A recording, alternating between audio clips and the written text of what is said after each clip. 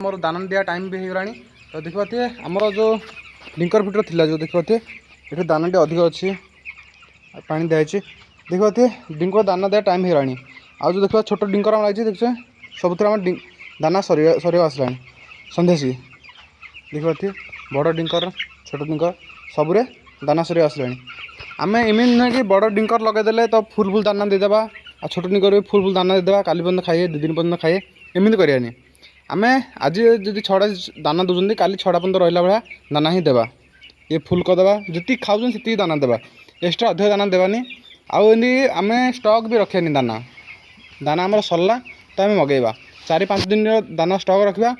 अधिक दिन मसे भी दाना कि 15 दिन भी दाना स्टक रखानी दाना आम सरू दाना मगेदेवा आउ दाना भी आम जो दाना देवा से दाना फुल फुल कर देवानी जी खाए से देवा 24 घंटा जी जाए सर पारे दाना देखते